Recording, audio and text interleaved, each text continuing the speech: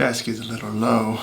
That should do it. There, much better. Recently, I've been getting a lot of hits on my Bowflex review. And I figured, all right, that's what they like.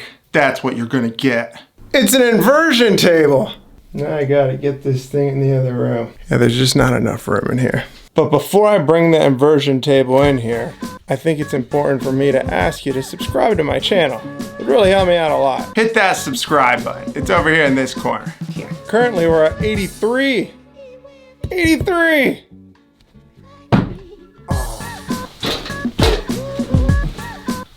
It only takes a minute. Okay. Oh, I messed this up. Okay. And I got it. Yeah, I'm not gonna lie, I'm kind of winded from bringing that in here. But it's here.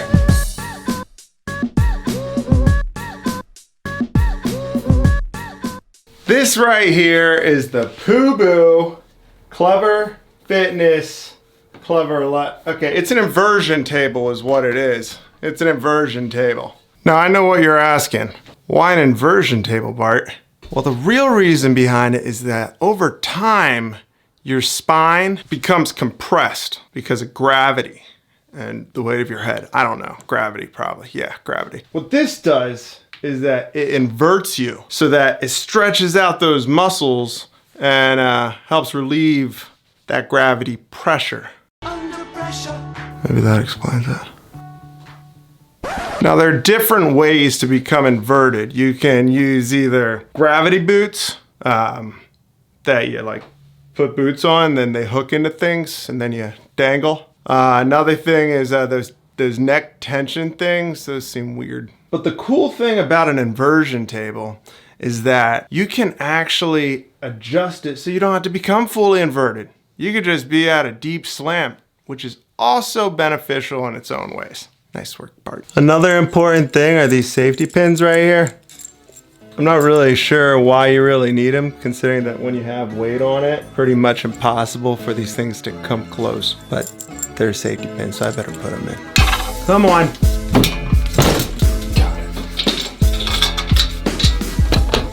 Why don't we take a closer look? See right here, this is your foot area. Your feet rest right. I didn't get it in the shot. Hold that thought. Gotta get my face in here too. Your feet go right here. Yeah. Then the back of your calves, they go right here on this padding. And then your shins go right here. They rest right around here. Then you just put this right up and it locks in place to where you need your shins to go. Now I'm a taller guy, so they have this, this knob right here. You just loosen that up, pull it out, and you see you have your sizes here. Only downside about this model is that it's in metric. And for the life of me, I don't understand it at all. So if you take your phone and you convert metric into inches, that'll give you how tall you are, and you'll know. So let's see here, I'm 6'3", 0.25, got it. Okay, 6.25 times 12, got it. I'm 75 inches tall. Your centimeters. I'm 190.5 centimeters tall. So let's pull this thing out here. Bam! Make sure you tighten this up too. Safety. Right here we have our handles. You want to make sure they're bolted on pretty firm. Handles are important. Someone actually died on one of these things. It's really sad. Because they couldn't get up from being inverted. So make sure you actually have the strength to pull yourself up, because too much blood flow to the brain can be bad, because you don't want a handle failure. Now when it comes to your adjusting, it's pretty simple.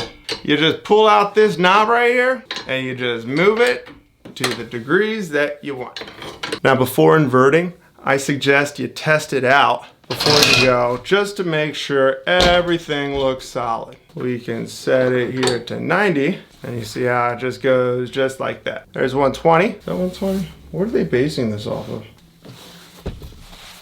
So 180 degrees would be 150, would be almost there. Yeah, so that's about right. Yeah, 150. Makes sense to me.